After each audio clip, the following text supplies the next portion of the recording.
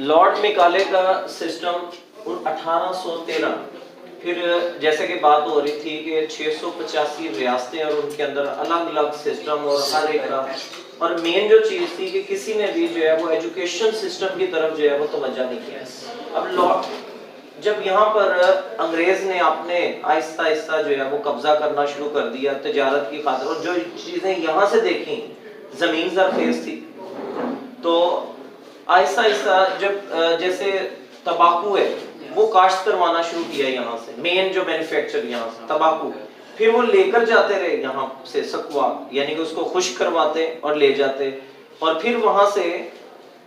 उसकी सिगरेट बनाकर जो है वो फिर पूरी दुनिया में सप्लाई करती, बहुत महंगे बिकते हैं। लेकिन फिर उन्होंने गौर किया कि ये हमारे शिकंजे में फंस रहे हैं, आहिस्ता आहिस्ता आहिस्ता आहिस्ता पूरा बरसगीर जो है वो कब्जा कर लिया। 1857 की जंग आज़ादी,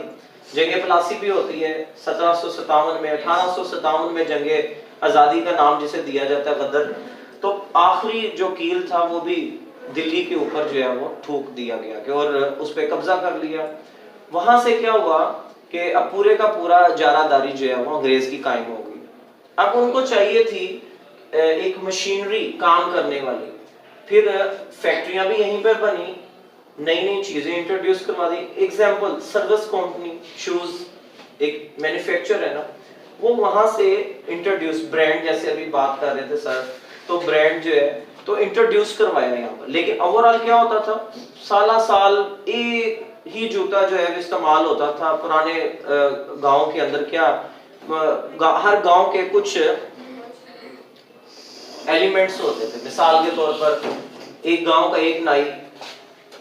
एक दो कसाई और मोची दाने, हर गांव के एक कॉर्नर के ऊपर, जैसे इस हमेशा गांव के जो सूरज जहां से तुलू होता है उस साइड पर स्कूल आपको नजर आएगा। एक पूरा एक डिजाइन होता है गांव का, और एक गांव के एक साइड के ऊपर जो है वो आपको सूरज जहां पे गुरूब हो रहा है वहां पर आपको नजर आएगा कब्रिस्तान भी आएगा, गांव के बाहर एक जोहड़ तालाब भी होगा। तो ये सारी चीजें जो है वो आपको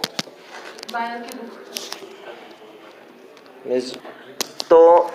फिर जब यहाँ पर वो तमाम चीजें कब्जा हो गया, अब देखने में ब्रांड से, जैसे मैं बता रहा था अभी आप लोगों को, तो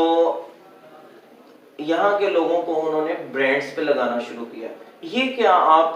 देसी घी या मक्खन जो है वो खाते हैं, ये डालडा घी इंट्रोड्यूस करवाया,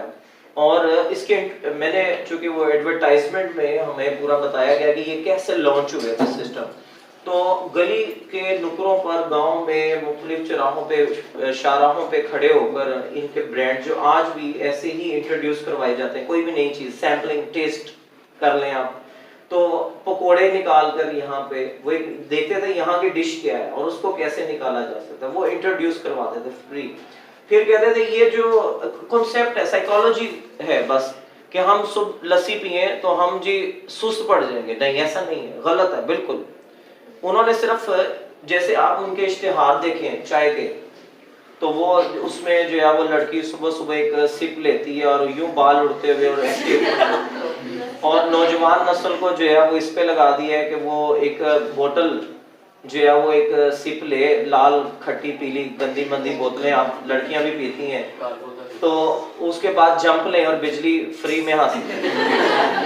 तो ये टोटल जो है ना फेक है, गलत है। अब इसमें होता गया जो असल खालिस ग़िज़ाएं थी, जो चीजें थी, उनको पीछे करके कि इसमें स्मेल आती है। अब आज के बच्चियां बच्चे जो बैठे हुए हैं, ये देसी घी इनको पता ही नहीं है,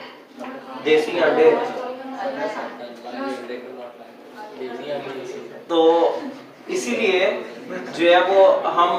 उस तरह से कुव्वत मदाफियत और बीमारियों को फेस करने की ताकत ही नहीं है।